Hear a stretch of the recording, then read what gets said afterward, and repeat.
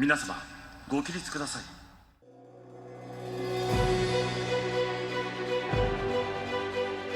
Konnichiwa, Olympics fans and lovers of Shuklistan, and welcome to Keep the Flame Alive, the podcast for fans of the Olympics and Paralympics. I am your host, Jill Jarris, joined as always by my lovely co-host, Alison Brown. Alison, konnichiwa. Konnichiwa. What a day. Oh my goodness. We have so much to talk about. But before we get to today's action, we'd like to tell you quickly about our Kickstarter campaign. We have media accreditations to cover the Winter Olympics in Beijing, which getting those was a huge surprise for us. But those games are less than 200 days away, and they are going to cost some money for us to get there. And we have a pretty tight budget, so we need some help and support to finish out the funding. So we have a Kickstarter campaign. You can find it at kickstarter.com/profile/flamealivepod. Help us bring you better coverage for Beijing and unique coverage that you can only get from having an on-the-ground presence. We have some great supporter bonuses like postcards coming to you from Beijing, or, your pet could be our mascot for the week. Much more. Check it out. Kickstarter.com/profile/flamealivepod. And a big thank you to all the supporters who jumped in right away on day one of our campaign.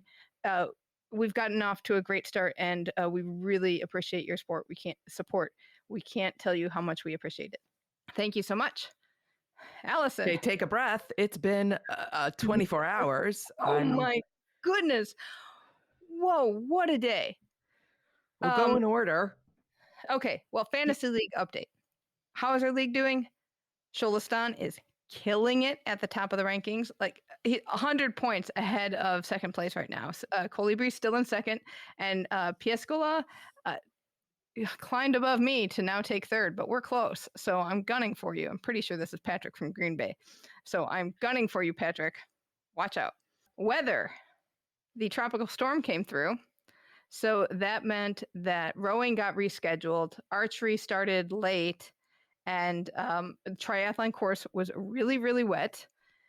Sailing was quite windy, and surfing was, the wave conditions were so choice, I would say, that they moved the finals up so that they would have bigger waves for the finals. So we got more surfing in today than we thought we would.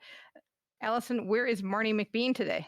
Okay, well, Marnie McBean, as far as has been posted of where she has been at swimming, softball, basketball, weightlifting, judo, doing an interview in a supply closet, and in the car with her volunteer driver, Nomuro. Wow, she has gotten around. She was also on Zoom because I saw her there. Maybe that was when she was in the supply closet. Oh, okay, doing a media call. Yesterday was the 25th anniversary of her gold medal at Atlanta 1996. And she did watch the softball finals? Oh, nice. Bringing back a feature from our coverage in Pyeongchang 2018. What officiating job would I like to do? If you don't know, I officiate roller derby, so I really love officiating, and I always try to think about, is there another sport I could add to my officiating job? So today, I would like to blow the horn on weightlifting. And what they do is they signal the start of the lift, and weightlifters have 30 seconds to get their lift off. And then when the lift is good, or when they're in position and they hold it for the couple seconds, they blow the horn again to signal that the weightlifter can drop the weights. And not just because that sounds like a cool job, literally and figuratively, but also they keep going to look at the jury on the sidelines, and the jury's wearing their fancy blazers, and all I can think of is their Swedish pockets. Oh, yes. When we looked at the patterns for their special blazers and they talked about Swedish pockets, which we still have never been able to have any seamstress identify for us what that means. Yeah, I had talked with a master tailor, had never heard of them. So I think we might have to go to the source. We've got time before Paris. We'll figure it out. So, big day on the docket. Did you do any catching up from yesterday? I did. So I went back and I watched the men's gymnastics team competition. Mm-hmm. So I went back and watched the men's team gymnastics competition. The Russians were amazing and the Japanese were amazing. And the Americans did better than the score indicated to me. Yes, because I went back and watched it too, and I saw some really good routines out of the Americans. So that was very good. But I mean, the Russians were a step above. The Japanese also really solid routines. So congratulations to both of them. And then I went back and watched the men's 10-meter platform synchro diving, which I also saw some of. Got my Cynthia Potter in commentating for NBC. That was some gorgeous, gorgeous diving. It's just each one was getting better and better and better. Right. And that one of the last dives from Team GB, who did end up winning the gold, was just so perfectly in line. From the side angle, you couldn't see the diver on the far side. That's how in line they were. It was so beautiful. Right. So Tom Daly and Maddie Lee, as we mentioned, and it was very interesting to watch their dynamic because clearly Tom Daly is the more experienced and kind of the big brother of the team, which was fun to watch because he came when he came on the scene, he was 14 or 15 years old. So for him to win this gold medal, and GB is just killing it in the pool left and right. Exactly. All kinds of pool. The Brits are having a games, man. Anything else you caught up on? Not sleep. I did go back and watch the women's weightlifting, the 55 kilograms. Oh, you need to go back and watch this because Heidelin Diaz from the Philippines was so much fun to watch. After every lift, she was so thrilled and so happy. And she just kept getting better and better. And she ended up getting a new Olympic record by 7 kilograms, which is not an insignificant amount of weight. So that was beautiful to see. I watched the victory ceremony. Two things I noticed: that in weightlifting, on some of the side screens, because they'd have the scores and the rankings in a screen above the competitors, and then they'd have screens kind of on the sides of the stage. And every once in a while, they'd show the cauldron. Yeah, just like they had cauldron cam on. So just to remind you where you are. That was kind of cool. Did watch the medal ceremony that went with that. The IOC member who handed out the medals was from the Philippines. Perfect. So that was beautiful. Heidelin was crying before the ceremony even started. She was clapping for the other two winners. It was really beautiful. And then at the end, when they were doing all the final pictures and they had their masks on, I noticed somebody, and then they took their masks off. And I noticed down in the front, there's somebody holding up a sign, and it's reversible, and I could see the reverse side which said masks on. And so they must have somebody down in the front that just flips it over and says masks off, and you take enough pictures and then they flip it back and it says masks on. Maybe that should be my job. there you go. Good That's volunteers. Yeah, I like that job. Good volunteer. Mask on, mask off. All right, let's get into it. Today's action. 3x3 basketball. I did watch Latvia and Japan it was a men's side. We are in the quarterfinals. So this was a quarterfinal game and it was close, and Latvia was ahead and Japan just kept coming back. And you thought maybe they would pull it out, but near the end, this was a game decided on points because Latvia did make it to 21 and they did it on a free throw.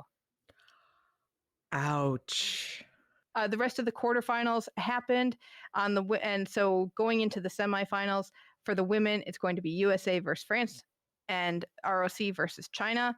And on the men's side will be Serbia versus ROC and Belgium versus Latvia. I'm taking Serbia. All four of those games are going to be insane. I am taking Serbia. Artistic gymnastics. Whoa. What happened?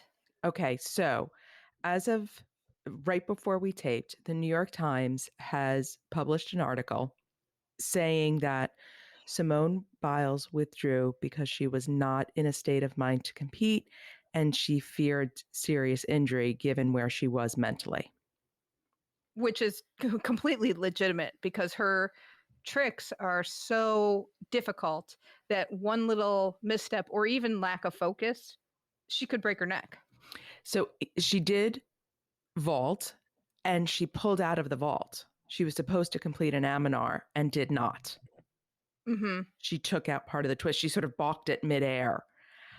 And I thought she was hurt when I saw it. Right. Because of the way she landed. She didn't quite land solidly. She landed gingerly. Right. And very low and took a big step. So that I thought was, ooh, did she get hurt? But I can totally see where she's not in it mentally. So in a tweet that she sent out, and I'm going to paraphrase it, it was, I'm under a lot of pressure. We had a bad day. And it was not sounding like Simone's typical, I'm going to come back and we're going to be stronger and go USA. Mm-hmm. So clearly something is going on. And until Simone shares what's going on, the very cursory statement that she's issued saying she was not in a good place mentally and she feared for her safety is what we have to go on. Clearly rattled the rest of the U.S. team. Mm-hmm. Never mind that they lost all those difficulty points and they ended up very unexpectedly losing. Well, okay. So I say losing because it's the first time they've lost in an international competition since 2010. Right. But they won the silver. They won the silver. They earned the silver too. Yes, they did. Because ROC won gold and then Great Britain won bronze. But the U.S. did make some mistakes. I'll say. As did ROC. Right. ROC had some people falling off beam. And we had some people leaving the floor on floor. They landed out of bounds. Jordan Childs fell down on floor. But so our gymnastics was not totally up to par. It almost felt like when Simone pulled out, the entire competition got rattled. Like not just the Americans. Like it was not great gymnastics all the way around. No, and I wonder if having so much difficulty and putting the pressure on to have so much difficulty, and for Simone, oh, what are you going to come up with next? Because you're the greatest of all time and amazing. And that just adds a layer of pressure to force yourself to do something that's more dangerous, more and more risky. And yeah, if you're having a bad day mentally, that makes it all the more tough. I will say I had women's gymnastics on my television. I had the four apparatus feed, and on my laptop I had the feed with commentary. And thank goodness, honest to Pete, I'm not watching primetime tonight. I did watch primetime last night for the start of this day. Because it's just like, oh, Mike Tirico, and you see scenes of Tokyo, and it kind of sets the stage and all of that stuff, and was an easy way to catch up on some events. But I do not want to hear what the three commentators have to say, because it has been nonstop cameras on Simone.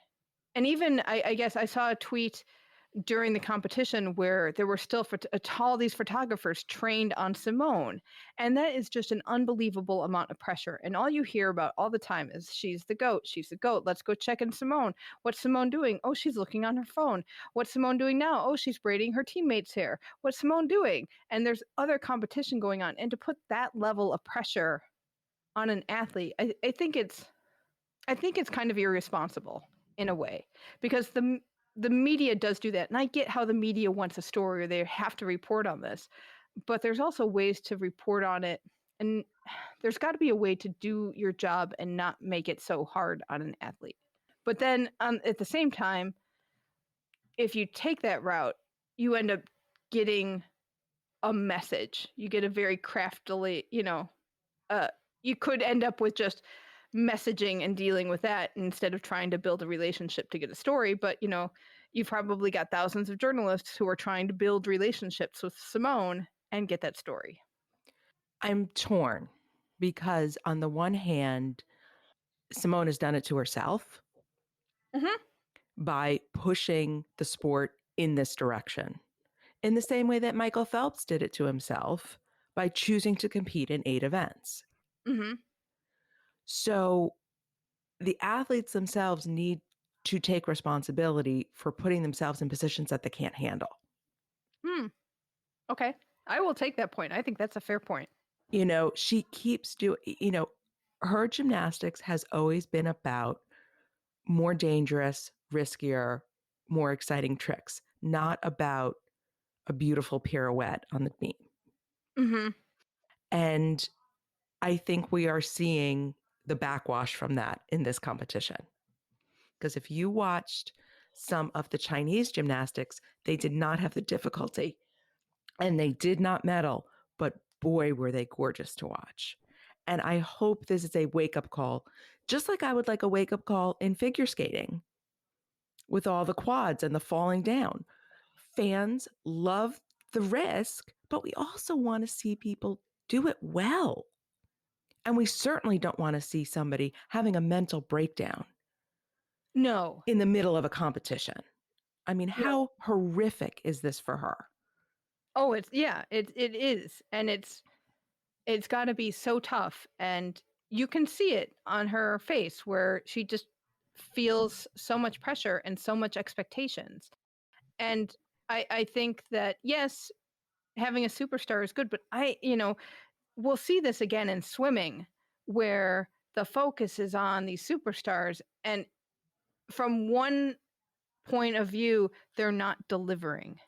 On another point of view is how much of trying to turn them into I can't even put my thoughts into words here because there's focus on these athletes that is so intense to the detriment of both them and the detriment of their teammates in a way, because somebody gets singled out for attention and the rest of the team has to deal with that. And ultimately for the detriment of their sport.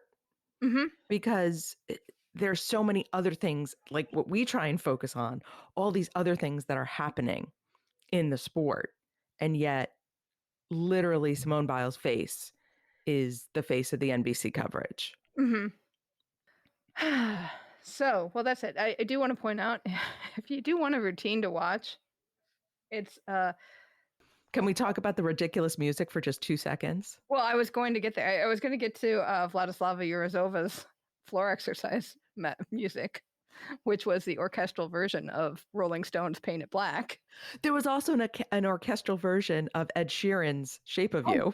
That's right. Wasn't that one of the Chinese gymnasts? I think so. And then there was a funky Beethoven's Fifth. Oh, yes. Hooked on classics.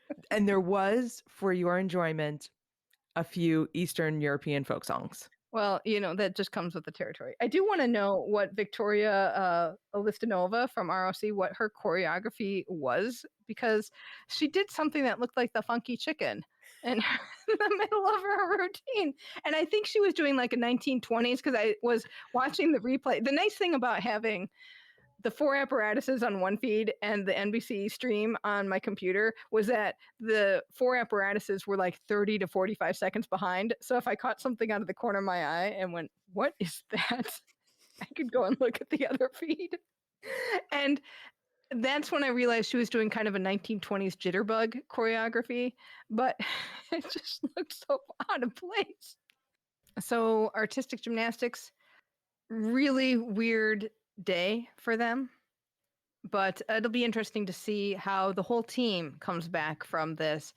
And I would be curious to know what's happening on the coaching side and how the coaches are working with the gymnasts to get them back in the game. I mean, but like Sunisa Lee had a beautiful bars routine, an unbelievable bars routine. And Jordan Childs didn't know she was going to be competing on bars and beam today.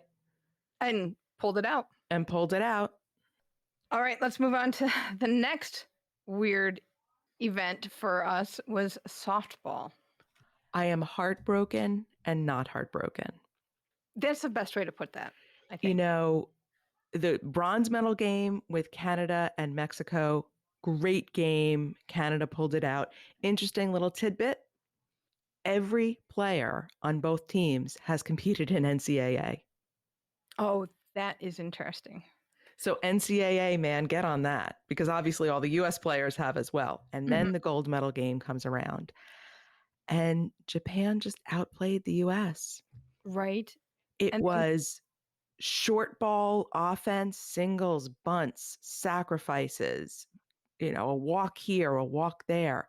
and defense. So much amazing infield defense. Did you see that double play that the U.S. had Oh, a couple women on base? They were getting a rally because they were behind 2-0 at this point, and there was a hit was in the air. It was a line drive, bounced off of the third baseman's glove, I believe. The shortstop was backing her up, caught it, and then threw to second for the double play, which was just amazing and got Japan out of a very tight spot. And I think that was almost the big momentum shift. I mean, after that, the U.S. One of the outfielders had an amazing catch that robbed Japan of a home run, which that boosted them up a little bit. But you could really see on the seventh inning, the bottom of the seventh, they just did not. They knew it was over. yeah. If you are a fan of short ball, you know, that real kind of grinded out, good pitching, really solid infielding, this was a match made in heaven. Yeah, it was a heartbreaking loss for Team USA because they were the only team that was undefeated until the gold medal game.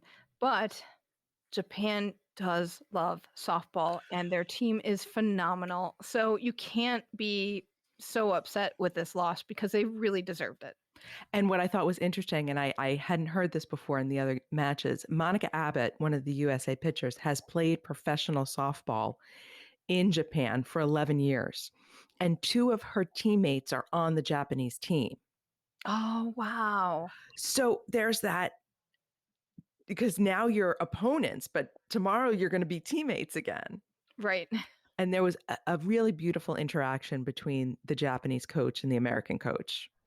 And somebody was interpreting for them. Oh, nice. And they were both just kind of hugging and crying. And it was really very, very sweet. And the love of the sport is what I loved about the entire softball tournament. Mm-hmm. These women just love softball. And so many of the other teams came to the gold medal match. Oh, that's nice. Canada was there, Mexico was there, a bunch of the other coaches. So the stands felt like something happening. Nice. Well, I hope the baseball tournament is as exciting as softball, because softball really set the stage for validating why they are in the Olympics again. Now, coaches do not get medals. Correct. So I guess we can't count Lori Berg as the first Shuklastan medal. That is correct. I'm counting it. In your heart, you can count it. In my heart, Team USA were my girls. We had some preliminary action in basketball and beach volleyball, boxing, more preliminary rounds for the men's welterweight and the women's lightweight. Apparently, something was in the news about in the heavyweight division, I believe. Morocco's Younes Balia, who was trailing by points against New Zealand's David Naika, bit his ear. Oh, come on. And was disqualified. Have you seen what David Naika looks like? No, but I bet he's big and intimidating. I am on New Zealand team's Instagram, and he's been doing a lot. He is definitely one of these gentle giant looking guys. But if I saw him in the ring, I would run the other way. How could you bite that guy's ear? Because he's got he's one of those guys who obviously he's huge, but also when he puts on that game face, he's terrifying. But then he smiles and you're like, oh, that's fine. He wouldn't hurt a puppy. But man, biting his ear, what is that? Why is that a go-to move? It's not the first time we've seen it. Nope, and it's desperate. So at least there was a disqualification for that.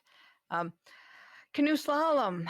Luuka Jones, our Shuklasani, did make the finals. She finished 5th in the semifinals, but in the final round, she ended up in 6th. And gold went to Ricarda Funk from Germany. Silver went to the Rio gold medalist, Mylan Sherratt from Spain.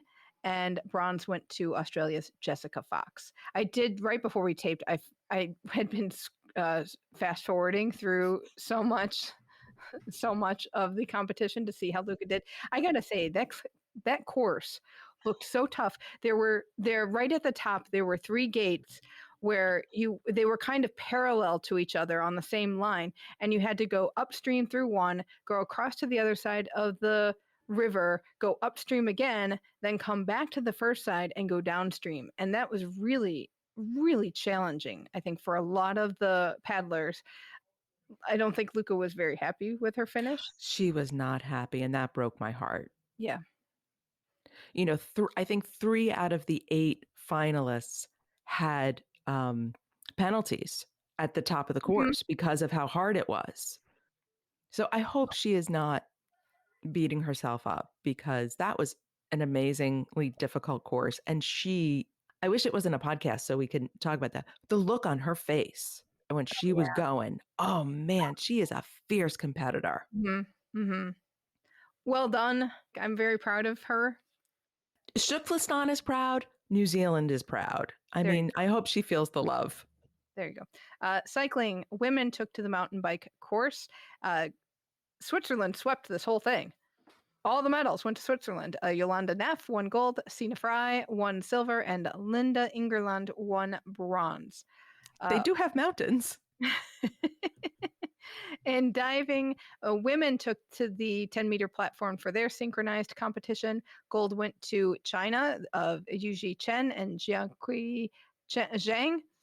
Silver went to the Americans, Jessica Parado and Delaney Schnell.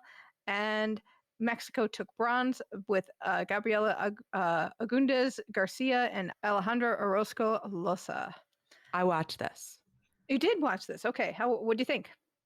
Diving was not good. There was a lot of missed dives. Yeah. Really? It was very dull.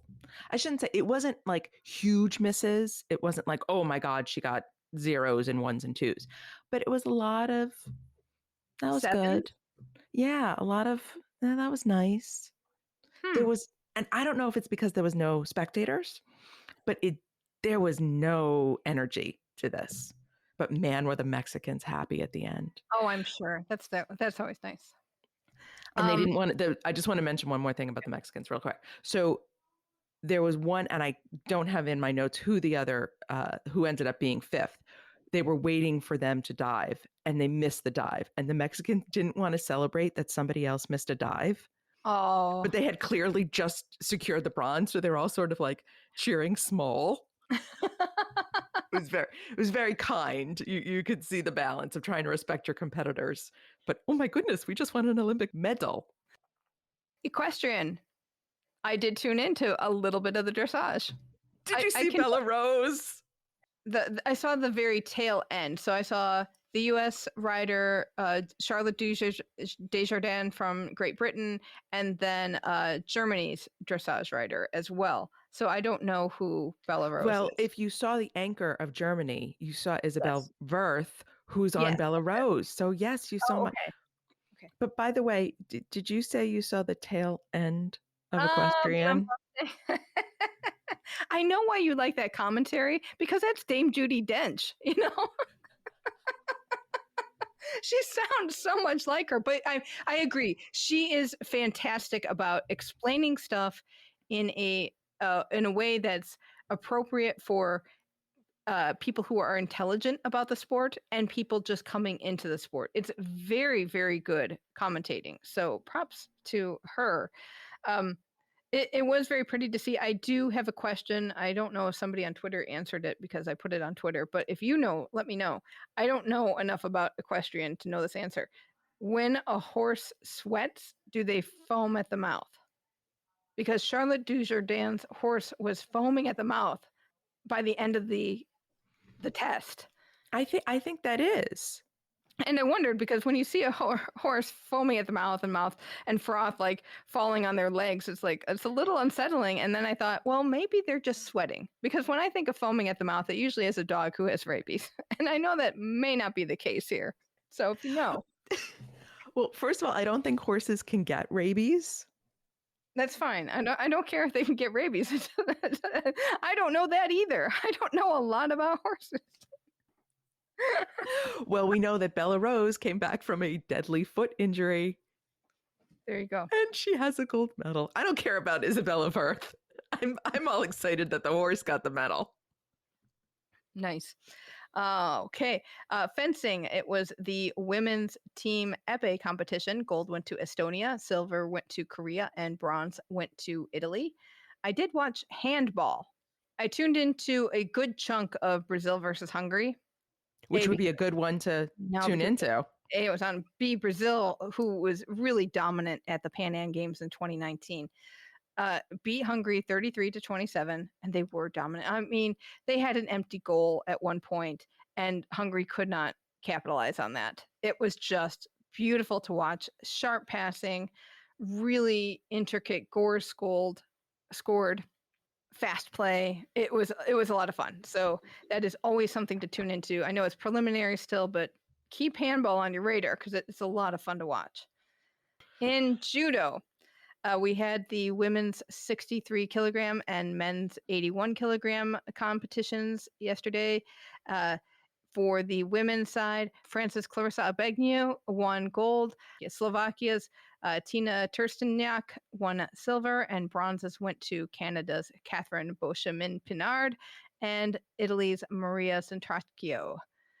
On the men's side, gold. Japan won again. Oh, yes. So Takanori Nagase won gold. Mongolia's Saeed Molali won silver. Now, so he's not Mongolian. He defected to Mongolia from Iran, but then he dedicated his medal to Israel because they have been very supportive of him and his efforts. That's an interesting point. Put a pin in that for 1 second. The bronzes went to Belgium's Matthias Kass and Austria's Shamil Borchashvili. So the Israeli thing is interesting because remember how the Algerian Fethi Nourine withdrew from the tournament just in case he had to face an Israeli opponent? He's been suspended by the International Judo Federation, which is a bigger deal than just the Olympics. And then Sudan's Mohammed Abdurazul did not show up to face this Israeli fighter in their round of 32 bout on Monday. He weighed in for the bout, then did not show up for the bout.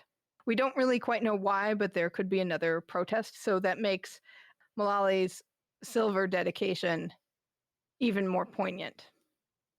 I have no doubt that these athletes from Algeria and Sudan are not totally making their own choices here. Maybe not. One of the other interesting things that I saw pointed out was that the Sudanese judoka is ranked 469th in the world. And why is he even at the Olympics in the first place? That gets into the whole, the IOC really wants global participation. They want it to be a global event, but they also want it to be the pinnacle of sport. And if you have somebody who is ranked 469th in the world, that is not the pinnacle of sport. That is nowhere near the pinnacle of sport. So I wonder if this could also be a wake-up call to the federations to figure out a better way to get the best people at the tournament. Right, because we talk about regional quotas and you have to have it from these areas and these areas, and it makes sense up to a point. Right. Rowing got postponed because of the weather, because they need smooth water to be able to row, and it was really choppy yesterday. Rugby sevens playing in the rain. We are down to the men's quarterfinals. I know. In the rain made it so much better. So in the quarterfinals, New Zealand beat Canada 21-10. Great Britain beat the US 26-21. Argentina beat South Africa 19-14. And Fiji beat Australia 19-0.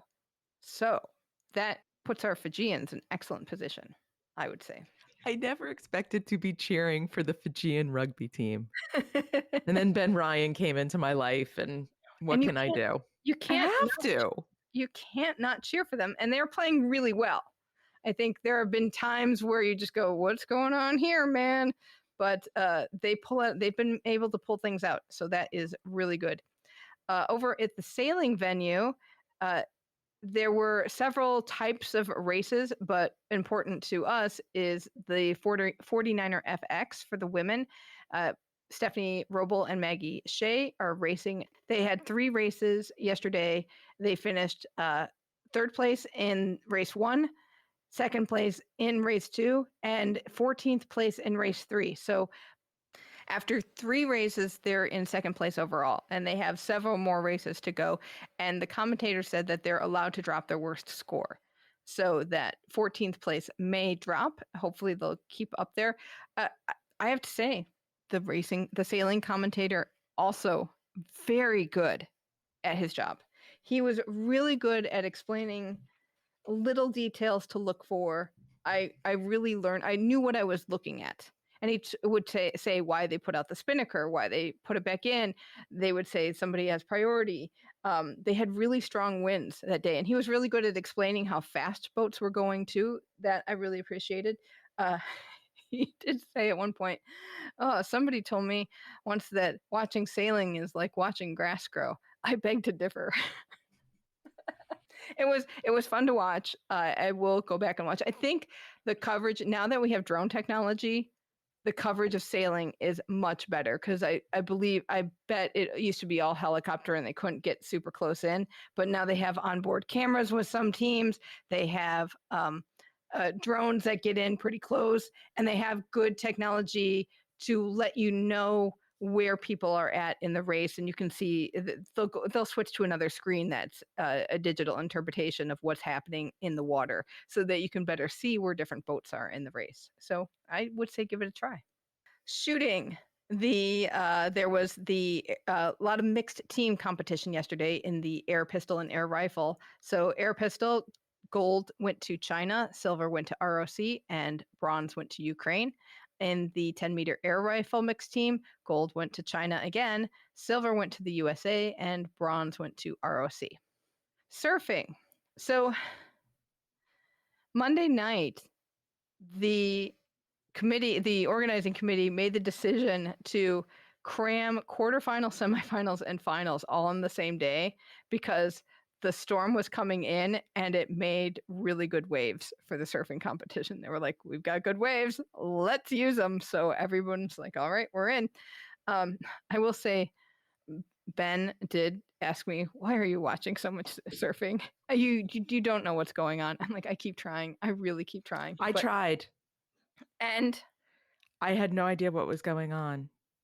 see, they are doing a horrible job of explaining what's going on. You really have to know what's more about the sport.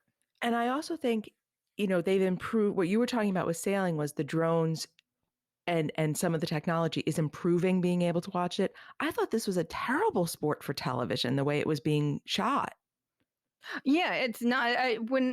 Before the games, when I was trying to watch surfing, and this is months ago, I tried to watch some surfing competitions on TV and was not understanding it then either. And I kind of got what they were talking about priority in terms of choosing waves. And I got that heat is 30 minutes long and you try to do as many get on as many waves as you could. But part of the strategy was wave choice, and not just wave choice for you, but if you had priority, making sure others didn't have access to waves, which I thought was a really interesting strategy.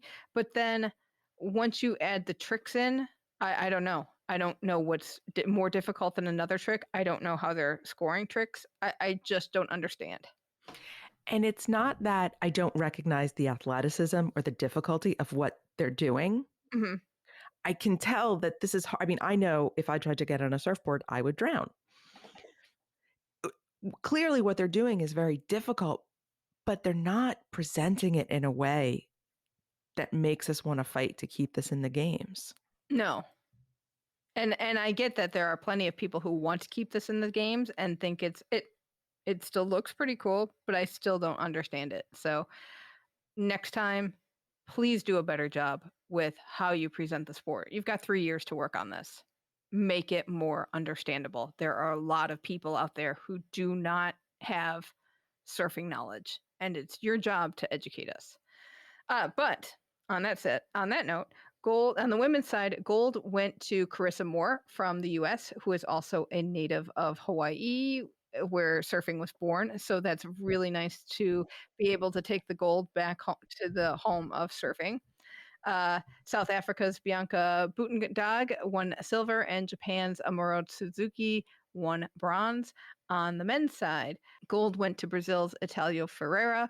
Japan's Kanoa Igarashi won the silver, and Owen Wright from Australia won the bronze. So that's surfing's debut at the Olympics.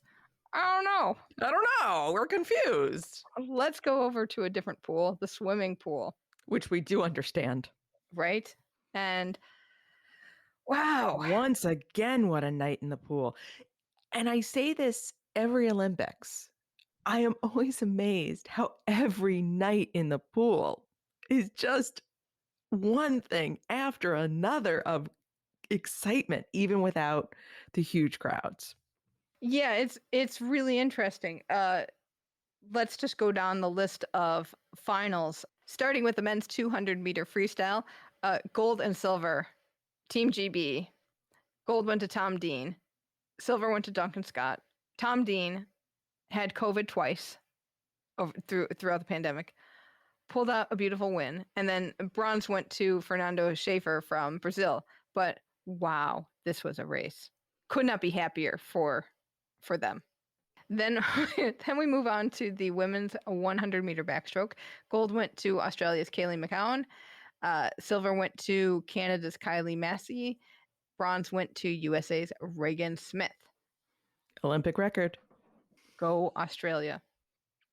Should we say Advance Australia Fair? Aussie, Aussie, Aussie. Oi, oi, oi.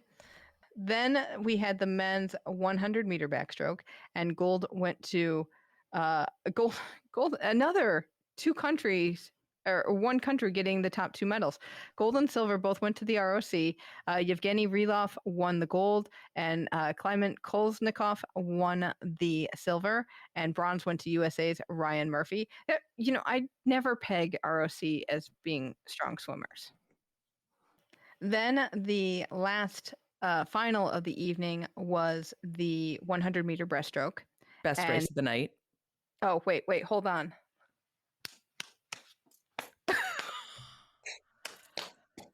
Oh, that's my Lily King slapping. And I think part of the problem here again is an NBC commentary crew, and I know you love them, but I have two beefs. One was talking up how she intimidates people, because Lily King is and the package they did on her. Lily King to me is interesting because she's very confident and very sure of herself. And sometimes in a way that crosses that line to that typical swimmer arrogance that I don't like. And I know what it is. So we all know what it is. Don't like, to then her being a very gracious teammate. yes. Yes. And we'll get to that. But just let's watch Lily sit in the warm-up room. Let's watch Lily sit on the sidelines and slap herself. And I know I do an officiating job every day, but I will say the volunteer job I want is the person who tells the swimmers when they can and cannot go on deck. When they're lined up for the finals and they have that person on the sideline with a clipboard and like a red card. Yeah. That is like, so no, my job. You cannot pass. Anyway, so Lily King is highly favored, but they're talking about her being a back-to-back breaststroke winner. She won gold in Rio. This is another one of those unheard of feats. However, she does not pull it out. Who pulls it out? A 17-year-old from Alaska, Lydia Jacoby. She is the first Alaskan to compete in swimming at the Olympics. They showed a watch party at her high school, and everyone was going crazy. It was so fun to watch how much they were behind her. And they were throwing chairs. I mean, nobody can celebrate like a 17-year-old boy who doesn't know why he's celebrating, but he's going to go for it. And they were just jumping up and down and throwing things. And it was fantastic. That was a lot of fun to watch. And her reaction to her victory. She didn't know what to do with herself. She took off her goggles. She's like, and you could just see it wash over her, the disbelief and the realization of what she had achieved was just really, that's one of those Olympic moments that you really love. Silver went to South Africa's Tatiana Schoenmaker, and Lily King won the bronze. And in the interview, they ask Lydia how she won, and she says, I don't know. But then Lily King sort of comes into the interview and is, like you were saying, incredibly gracious, incredibly kind, and not a sore loser at all. And yet in the package before, she's so unlikable. And so, like, yeah, I intimidate other people and I like to scare them and I stare them down. And Yeah, so she's an enigma. Enigma is the best way to put it. Okay, we do have to talk about Ariane Titmus's coach, Dean Boxall. Do we? We do, because we Okay. need everyone to understand that what is happening here in American television, because he went, NBC did a whole package on him in prime time the other night when we had the 400-meter final. And when I heard him talk, they had a lot of footage of him coaching Ariane. And when you heard him talk, he was quite mean in how he talked to her. Just like, you got to do more. You're not doing enough. What do you want? And just in a way that was just kind of a little cringy to me. And then the cameras panned up to him losing his mind when she won. And then now that's a viral moment of him losing his mind. And last night, many mentions on NBC of Coach Boxall. Well, in a way that reminded me of how the gymnastics commentary team lauded Bella Caroli. And that was true. huge red flag to me. Just like, oh, here we go again. Let's laud and honor this coach that what we've seen of him is it's kind of about, it looks to me, and now I don't know him at all beyond what we have seen, but it's almost like it's about him. And I'm not sure he treats his swimmers well. I don't know. But what we saw and how just the way and the tone of voice that the Dan Hicks had just reminded me so much of how they talked about Bella. The way that Jean Boxall reacted to her race was not normal. I will say that straight out. You know, we've seen lots of people celebrate. We've seen people go crazy and lose their minds. That was not normal. And I completely agree. I got the same reaction in my head. Like, this is the way they used to talk about Bella Caroli. And what's interesting is, and my daughter pointed this out to me, that there is a lot of talk on social media among young women that they are concerned for Ariane Titmus and her relationship with the coach, that it seems abusive. So it's not us being old women looking at this getting nervous. Women who are Ariane's age are looking at this going, this is his Svengali situation. This man, we're going to hear the stories a year from now about how he was abusive. So I completely agree that NBC is going for the story and not looking underneath. I'm concerned. She has issued a statement. Oh, she has. She has answered some of these people on social media saying, no, he's my coach. He's here for me. And how many times did we hear that from the gymnasts? Mm-hmm. So something to watch out. And if you have any news on him, let us know. Yeah, I would be curious to hear from our Australians. Mm-hmm. If he's a name in Australia at all. Table tennis, I wanted to go back and watch the gold medal match and the bronze medal match in the mixed doubles. Did not get to because I couldn't find it on the streams, but I did find a clip. And oh my goodness, Japan surprises China to win. and they did it down. They were so far behind in this match. They were down 2-0. They came back to tie the score up 2-2. They went down 2-3, and it's best of 7. They tied it up 3-3, won 4-3. And it was just incredible how they pulled it out. Again, so sorry that fans were not in the stands to see that. Can you imagine? Just the mental toughness, not just because table tennis is a huge, tough mental sport, because you just have to be on point and be so agile and react so quickly to what's happening on the table. But the mental strength for two people to be in concert to come back from such a far deficit against a very, very, very strong team to win. I know Millie Tapper told us that there's never an issue with them banging into each other. Mm-hmm. But how? I'm watching it and going, how are they not tripping over each other? Because it is a very small space that they're sharing. Mm-hmm. The coordination and the feel for one another is just fantastic.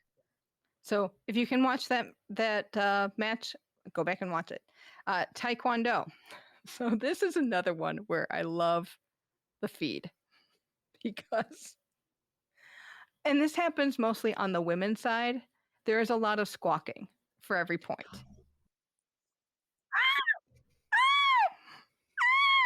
I thought that in fencing there was a lot of yelling. Oh no, then I turned on some of these fighting sports. Holy cow, people. And the OBS commentator is hilarious. he comments on it all the time, and you can tell he is done and over the squawking. But he's really good. He's really good at other parts of it too. Very concise at when things hit to score points. So that is, I'm learning a lot watching this, but the squawking on the women's side is getting to me. So this was the women's 67 plus kilogram and the men's over 80 kilograms. Gold went to, on the women's side, gold went to Serbia's Malika Mandic, silver went to Korea's Lee Da-bin, and bronzes went to Great Britain's Bianca Walkden and France's Althea Lauren. On the men's side, gold went to ROC's Vladislav Larin, silver went to North Macedonia's Dejan Georgievsky, and bronzes went to Cuba's Rafael Unir Alba Castillo and Korea's In Kyo-dan.